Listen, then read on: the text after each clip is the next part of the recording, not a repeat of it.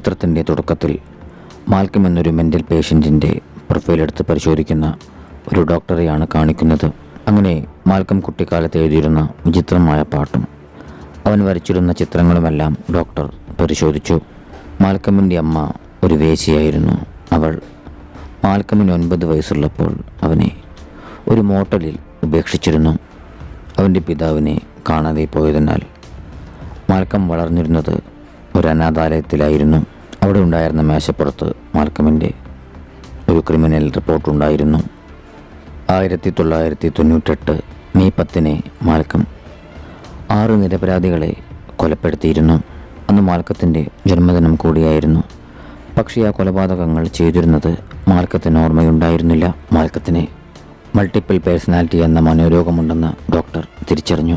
അങ്ങനെ ആളുകളെ കൊന്നതിൻ്റെ പേരിൽ മാൽക്കമിനെ വധശിക്ഷയ്ക്ക് വിധിച്ചു. അടുത്ത ദിവസമാണ് മാൽക്കമിൻ്റെ വധശിക്ഷ. അവൻ്റെ ചികിത്സയുടെ പേരും പറഞ്ഞ് വധശിക്ഷ വൈകിപ്പിക്കാനായി ഡോക്ടർ ശ്രമിക്കുകയാണ്. പക്ഷേ ജഡ്ജി അതിന് സമ്മതിച്ചില്ല. അവന് വധശിക്ഷ നൽകിയേ തീരുവെന്ന് അദ്ദേഹം ഉത്തരവിട്ടു. ശേഷം കാണിക്കുന്നത് ഹീലുള്ളൊരു ചെരുപ്പ് ടയറിൽ തുളച്ചു കയറി ഒരു കാർ പഞ്ചറാകുന്ന രംഗങ്ങളാണ്. അത് കുറച്ചു സമയത്തിന് മുൻപ് ഒരു വേശ്യയുടെ കാറിൽ നിന്നും തെറിച്ചു പോയിരുന്ന ചെരുപ്പായിരുന്നു. പൊട്ടിയ ടയർ മാറ്റുന്നതിനിടെ കാർ ഓടിച്ചിരുന്ന മനുഷ്യൻ്റെ ഭാര്യയെ മറ്റൊരു കാർ ഇടിക്കാനിടയായി. ആ കാറിൽ ഒരു സിനിമാ നടയും ഡ്രൈവറുമാണ് ഉണ്ടായിരുന്നത്. ഡ്രൈവർ ആംബുലൻസ് വിളിക്കാൻ ശ്രമിച്ചെങ്കിലും അവിടെ സിഗ്നൽ ഉണ്ടായിരുന്നില്ല. അതോടെ അയാൾ അവരെയും കൂട്ടി അവിടെ അടുത്തുണ്ടായിരുന്ന ഒരു മോട്ടലിലേക്ക് ചെല്ലുകയാണ്. ശേഷം ആ ഒരു ഡ്രൈവർ സിനിമാ നടിയെ അവിടെ ഇറക്കി പുറത്താരോടെങ്കിലും സഹായം അഭ്യർത്ഥിക്കാനായി പോവുകയാണ്. എന്നാൽ ഇത് ആ ഒരു സിനിമാ നടിക്ക് തീരെ അങ്ങ് ഇഷ്ടപ്പെട്ടിരുന്നില്ല. പോകുന്ന വഴിയിൽ ഇതിനെല്ലാം കാരണക്കാരിയായ സൊന എന്ന ആ ഒരു വേശ്യയെ ഡ്രൈവർ കാണാനിടയായി. കനത്ത മഴ മൂലം വെള്ളപ്പൊക്കം ഉണ്ടാവുകയും ടൗണിലേക്ക് പോകാനുള്ള റോഡ് യാത്ര ചെയ്യാനാവാത്ത വിധം ബ്ലോക്കായി പോവുകയും ചെയ്തിരുന്നു. അവിടെ നിന്നും തിരികെ പോകാനുള്ള ശ്രമത്തിനിടെ തൻ്റെ കാർ ഒരു പോസ്റ്റിലിടിച്ച് കംപ്ലൈൻ്റായെന്ന് സന ഡ്രൈവറോട് പറഞ്ഞു. അങ്ങനെ അവളെയും കൂട്ടി ഡ്രൈവർ യാത്ര തുടരുകയാണ്. നിർഭാഗ്യവശാൽ പോകുന്ന വഴിയിൽ ഡ്രൈവറുടെ വാഹനം ചെളിയിൽ താഴ്ന്ന് നിശ്ചലമാകാനിടയായി. അതോടെ ഡ്രൈവർ അതുവഴി പോയിരുന്ന യുവദമ്പതികളുടെ വാഹനം കൈ കാണിച്ചു നിർത്തി. ആദ്യമൊക്കെ വിസമ്മതിച്ചെങ്കിലും ഇരുവരെയും തങ്ങളുടെ വാഹനത്തിൽ കയറ്റാമെന്ന് ദമ്പതികൾ സമ്മതിച്ചു. ഇരുവരെയും മുൻപരിചയമില്ലാത്തതുകൊണ്ട് ഡ്രൈവർ തൻ്റെ തോക്ക് സ്വയരക്ഷയ്ക്കായി കയ്യിൽ കരുതിയിരുന്നു. വഴി ബ്ലോക്കായതിനാൽ ഡ്രൈവർ അവർ 3 പേരെയും കൂട്ടി ആ ഒരു മോട്ടലിലേക്ക് ചെന്നു. പിറ്റേന്ന് രാവിലെ യാത്ര തുടരാമെന്നാണ് അവരേവരും കരുതിയിരുന്നത്. മോട്ടലുടമ അവർക്ക് വിശ്രമിക്കാനായി മുറികൾ നൽകി. നടിയുടെ മുറിയുടെ നമ്പർ 9, സനയുടെ 7, ഡ്രൈവറുടെ 3, ആ ദമ്പതികളുടെ 6 പിന്നീട് കനത്ത മഴ മൂലം ഒരു പോലീസ് ഓഫീസർ കൂടി ഈ ഒരു മോട്ടലിലേക്ക് എത്തുകയാണ്. കസ്റ്റഡിയിലെടുത്തിരുന്ന ഒരു കുറ്റവാളി കൂടി ഈ ഒരു സമയത്ത് ആ പോലീസുകാരനൊപ്പം ഉണ്ടായിരുന്നു. സഹായത്തിനായി പോലീസ് വാഹനത്തിലെ റേഡിയോ ഉപയോഗിക്കാനായി ഡ്രൈവർ പോലീസുകാരനോട് പറഞ്ഞു. നിർഭാഗ്യവശാൽ അതിലും സിഗ്നൽ ഉണ്ടായിരുന്നില്ല. ഇതേ നേരം കാറിടിച്ചിരുന്ന സ്ത്രീയുടെ മകൻ വളരെ വിചിത്രമായ രീതിയിൽ പെരുമാറുന്നതായി ഡ്രൈവർ കുട്ടിയുടെ അച്ഛനോട് പറഞ്ഞു. ഇത് കേട്ട് ഞാൻ അവൻ്റെ രണ്ടാനച്ഛനാണെന്ന് ആ സ്ത്രീയുടെ ഭർത്താവായ ജോൺ ഡ്രൈവറോട് പറഞ്ഞു. അതിനാൽ തന്നെ അവന് തന്നോട് വലിയ താല്പര്യമൊന്നുമില്ലെന്നും ജോൺ ഡ്രൈവറെ അറിയിച്ചു. ഇതേസമയം ഡ്രൈവറോടൊപ്പം ഉണ്ടായിരുന്ന നടി മൊബൈലിൽ സിഗ്നൽ വരുന്നുണ്ടോ എന്ന് നോക്കാനായി പുറത്തേക്കിറങ്ങിയിരുന്നു. പൊടുന്നനെ ആരോ അവളെ ആക്രമിക്കുകയാണ്. അവളുടെ നിലവിളി ശബ്ദം കേട്ട് ഡ്രൈവർ ശബ്ദം കേട്ട ഭാഗത്തേക്കോടി. അങ്ങനെ അയാൾ അവിടെ ഉണ്ടായിരുന്ന വാഷിംഗ് മെഷീനിൽ ഛേദിച്ചു മാറ്റിയിരുന്ന നിലയിലുള്ള അവളുടെ തല കണ്ടെത്തുകയാണ്. പിന്നീട് പോലീസും ആ മോട്ടലിൻ്റെ ഓണറും അവിടേക്കെത്തി. അവർ ആ നടിയുടെ തലയ്ക്കു സമീപത്തു നിന്നും 10-ാം മുറിയുടെ താക്കോൽ കണ്ടെടുത്തു. ആ പോലീസ് ഓഫീസറും കൂടെയുണ്ടായിരുന്ന കുറ്റവാളിയും കഴിഞ്ഞിരുന്നത് ആ മോട്ടലിലെ 10-ാം മുറിയിലാണ്. അതിനാൽ തന്നെ ഇതിനു പിന്നിൽ ആ ഒരു കുറ്റവാളിയായിരിക്കുമെന്ന് അവർ അനുമാനിച്ചു. ഉടൻ തന്നെ മാത്യു എന്ന പോലീസുകാരൻ 10-ാം നമ്പർ റൂമിലേക്ക് ഓടി. അപ്പോഴാണ് കുറ്റവാളി ഇതിനോടകം തന്നെ രക്ഷപ്പെട്ടു കഴിഞ്ഞിരിക്കുന്നു എന്നുള്ള സത്യം അയാൾ തിരിച്ചറിയുന്നത്. അതോടെ ഡ്രൈവറും പോലീസുകാരനും പുറത്തേക്കിറങ്ങി. എത്രയും വേഗം കുറ്റവാളിയെ കണ്ടെത്തണമെന്ന് തീരുമാനിച്ചു. ബാക്കിയുള്ളവരോട് മോട്ടലിനകത്തു തന്നെ തുടരണമെന്നും പുറത്തിറങ്ങരുതെന്നും ഡ്രൈവർ നിർദ്ദേശിച്ചു. ഈ ഒരു സമയത്താണ് കൂട്ടത്തിലുണ്ടായിരുന്ന യുവദമ്പതികൾ ആ ഒരു സിനിമാ നടിയുടെ പേരും പറഞ്ഞ് വഴക്കിലേർപ്പെടുന്നത്. വിഷമത്തോടെ ഭാര്യ അവിടെ ഉണ്ടായിരുന്ന ടോയ്ലറ്റിലേക്ക് കയറി ഭർത്താവ് പുറത്തുനിന്ന് അവളെ ആശ്വസിപ്പിക്കാനായി ശ്രമിക്കുകയാണ്. പൊടുന്നനെ തൻ്റെ ഭർത്താവിനെ ആരോ അതിമൃഗീയമായി കൊലപ്പെടുത്തുന്ന ശബ്ദം ഭാര്യ കേൾക്കാനിടയാവുകയാണ്. അക്രമി ടോയ്ലറ്റിലേക്കും കടക്കാൻ ശ്രമിക്കുന്നുണ്ടെന്ന് മനസ്സിലാക്കി യുവതി അവിടെയുണ്ടായിരുന്ന ജനൽ വഴി അവിടെ നിന്നും രക്ഷപ്പെടുകയാണ്. തൻ്റെ ഭർത്താവിൻ്റെ മൃതശരീരം കണ്ട് രക്ഷപ്പെട്ടിരുന്നവൻ്റെ ഭാര്യ വെങ്ങിപ്പൊട്ടി. പിന്നീട് അവിടെ നിന്നും രക്ഷപ്പെടാൻ ശ്രമിച്ചിരുന്ന തടവുപുള്ളിയെ പോലീസും ഡ്രൈവറും ചേർന്ന് പിടികൂടുകയാണ്. കുറ്റവാളിയെ നിരീക്ഷിക്കാനായി അവർ അവിടെയുണ്ടായിരുന്ന മോട്ടലുടമയോട് നിർദ്ദേശിച്ചു. ശേഷം ഡ്രൈവറും പോലീസുകാരും ചേർന്ന് കൊല്ലപ്പെട്ടിരുന്നവരുടെ മൃതശരീരങ്ങൾ പരിശോധിക്കാനായി പോവുകയാണ്. പരിശോധനയ്ക്കായി അവർ സനയെയും കൂടെ കൂട്ടിയിരുന്നു. താനൊരു പോലീസ് ഉദ്യോഗസ്ഥനായിരുന്നുവെന്ന് ഡ്രൈവർ സനയോട് പറഞ്ഞു. ഡ്യൂട്ടിക്കിടെ ആത്മഹത്യ ചെയ്യാൻ ശ്രമിച്ചിരുന്ന ഒരു പെൺകുട്ടിയെ രക്ഷിക്കുന്നതിൽ ഞാൻ പരാജയപ്പെട്ടു. പിന്നീടുണ്ടായ മാനസികമായ സമ്മർദ്ദത്തെ തുടർന്നാണ് ഞാൻ ആ ജോലി ഉപേക്ഷിച്ചതെന്ന് അയാൾ അവളെ അറിയിച്ചു. യുവതിയുടെ കൊല്ലപ്പെട്ട ഭർത്താവിൻ്റെ ശരീരത്തിനരികിൽ നിന്നും 9-ാം നമ്പർ മുറിയുടെ താക്കോൽ ഡ്രൈവർ കണ്ടെടുത്തു. അതോടെ ഇതൊരു കൊലപാതക പരമ്പരയാണോ എന്നുള്ളൊരു സംശയം അയാളിൽ ഉടലെടുക്കുകയാണ്. പിന്നീട് താൻ കൊണ്ടുവന്നിരുന്ന കുറ്റവാളിയും കൊല്ലപ്പെട്ടിരിക്കുന്നു എന്നുള്ള വസ്തുത ഞെട്ടലോടെ പോലീസ് ഉദ്യോഗസ്ഥനായ മാത്യു കാണാനിടയായി. അതോടെ അവർ അവനെ നോക്കാനേൽപ്പിച്ചിരുന്ന മോട്ടലുടമയെ സംശയിക്കുകയാണ്. താൻ ഓഫീസ് റൂമിലേക്ക് പോയിരിക്കുകയായിരുന്നുവെന്നും തനിക്കൊന്നും അറിയില്ലെന്നും അയാൾ ഏവരോടും പറഞ്ഞു.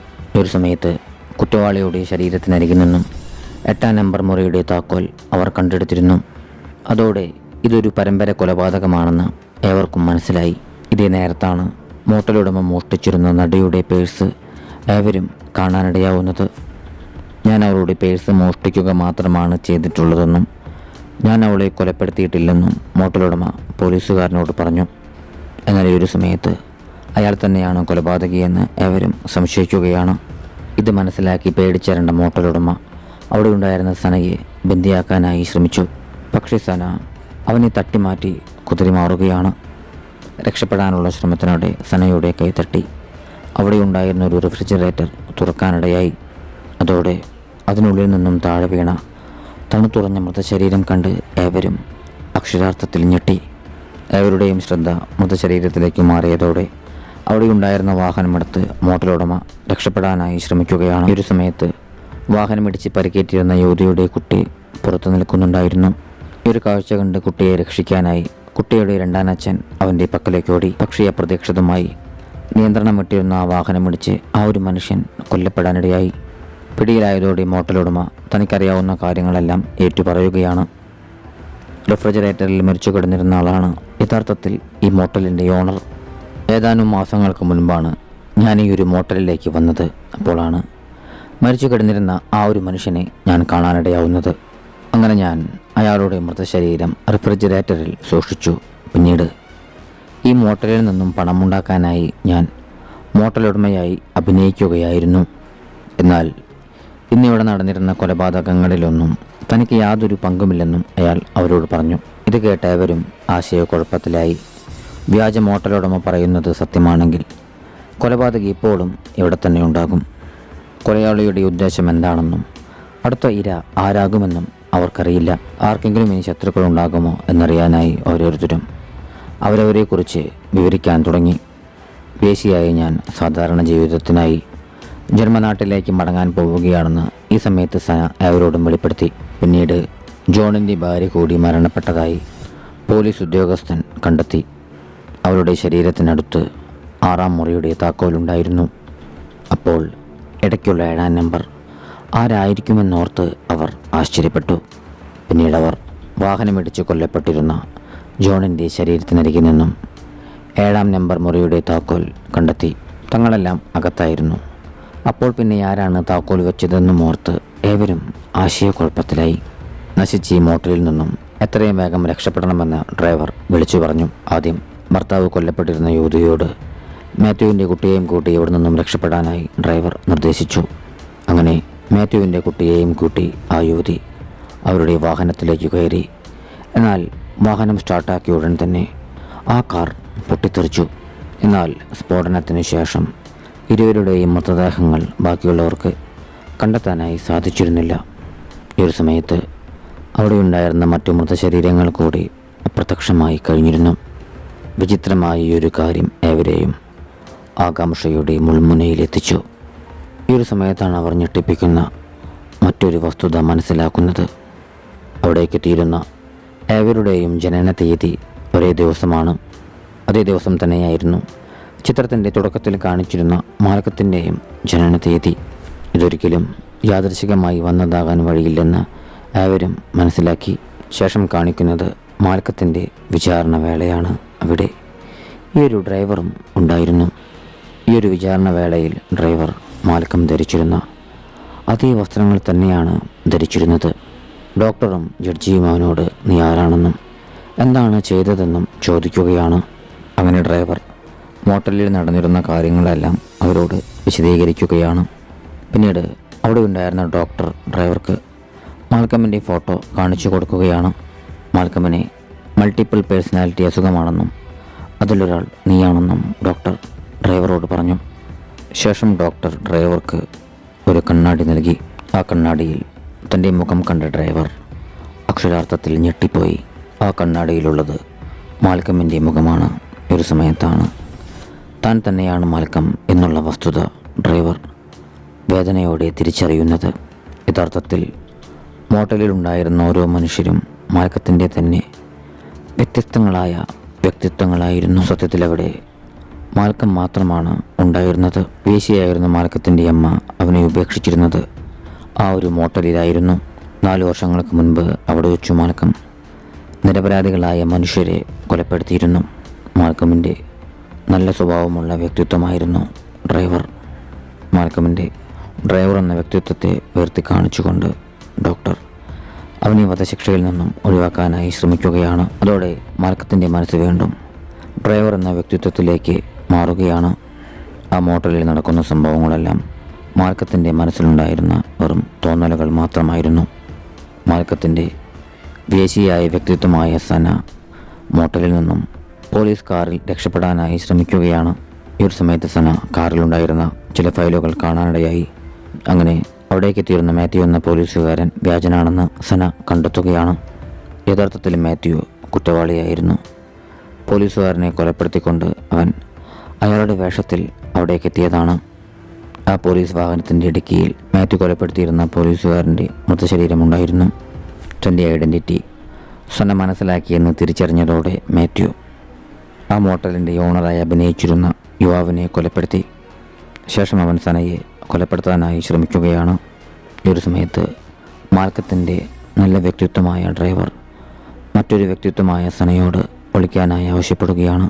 പിന്നീട് ഡ്രൈവറും മാത്യുവും പരസ്പരം വെടിയുതിർക്കുകയാണ്. അങ്ങനെ ആ 2 വ്യക്തിത്വങ്ങളും കൊല്ലപ്പെട്ടു. ഇതോടുകൂടി യഥാർത്ഥ ജീവിതത്തിൽ കൊല്ലപ്പെട്ടിരുന്ന വ്യക്തിത്വങ്ങളെല്ലാം മാൽക്കത്തിൻ്റെ മനസ്സിൽ നിന്നും മാഞ്ഞു പോവുകയാണ്. മോട്ടലിൽ നിന്നും രക്ഷപ്പെട്ടിരുന്ന സന എന്ന വ്യക്തിത്വം മാത്രമാണ് ഇനി മാൽക്കത്തിൻ്റെ മനസ്സിൽ അവശേഷിക്കുന്നത്. അതോടുകൂടി മാൽക്കത്തിൻ്റെ ക്രിമിനൽ വ്യക്തിത്വങ്ങളെല്ലാം ഇല്ലാതായെന്ന് ഡോക്ടർ വാദിച്ചു. അതിനാൽ തന്നെ മാൽക്കത്തിൻ്റെ വധശിക്ഷ നീട്ടിവെക്കുകയും അവനെ ഒരു മാനസികാരോഗ്യ കേന്ദ്രത്തിലേക്ക് അയക്കുകയും ചെയ്തു. ഈ ഒരു സമയത്ത് മാൽക്കത്തിൻ്റെ മനസ്സിൽ തൻ്റെ വേശ്യയായ വ്യക്തിത്വമായ സന ജന്മനാട്ടിലേക്ക് പോവുകയായിരുന്നു. അങ്ങനെ തൻ്റെ സന എന്ന വ്യക്തിത്വം സാധാരണ ജീവിതം നയിക്കുകയാണെന്ന് മാൽക്കത്തിൻ്റെ മനസ്സിൽ തോന്നുകയാണ്. അങ്ങനെയിരിക്കെ ഒരു ദിവസം സന മണ്ണിൽ പൂണ്ട് കിടക്കുന്ന നിലയിൽ റൂം നമ്പർ 1 താക്കോൽ കാണാനിടയായി. ഉടനെ അവൾക്ക് മുന്നിലായി മോട്ടലിലുണ്ടായിരുന്ന ആ ഒരു കൊച്ചുകുട്ടി പ്രത്യക്ഷപ്പെടുകയാണ്. സത്യത്തിൽ ഡോക്ടർ ശ്രദ്ധിക്കാതെ പോയിരുന്ന മാൽക്കത്തിൻ്റെ ക്രൂരനായ വ്യക്തിത്വം ആ കൊച്ചുകുട്ടിയായിരുന്നു. ഉടനെ ആ ഒരു കുട്ടി സന എന്ന മാൽക്കത്തിൻ്റെ മറ്റൊരു വ്യക്തിത്വത്തെ കൂടി കൊലപ്പെടുത്തുകയാണ്. മോട്ടലിലെ മറ്റു വ്യക്തിത്വങ്ങളെയെല്ലാം കൊലപ്പെടുത്തിയിരുന്നതും ഈ ഒരു കുട്ടി തന്നെയായിരുന്നു. കാർ സ്ഫോടനത്തിൽ തകരുന്ന സമയത്ത് കുട്ടിയുടെ വ്യക്തിത്വം പുറത്തു കടന്നിരുന്നു. അതിനാൽ തന്നെ ക്രൂരനായ ആ ഒരു കുട്ടിയുടെ വ്യക്തിത്വം മാൽക്കത്തിൻ്റെ മനസ്സിൽ ഇപ്പോഴുമുണ്ട്. അങ്ങനെ മാൽക്കത്തിൻ്റെ മനസ്സ് വീണ്ടും കൊലപാതകിയായ ആ ഒരു കുട്ടിയുടെ വ്യക്തിത്വത്തിലേക്ക് മാറുകയാണ്. അതോടെ മാൽക്കം തനിക്കൊപ്പം യാത്ര ചെയ്തിരുന്ന ഡോക്ടറെ കൂടി കൊലപ്പെടുത്തുകയാണ്. ഈ ഒരു രംഗത്തോടു കൂടി ചിത്രം അവസാനിക്കുന്നു.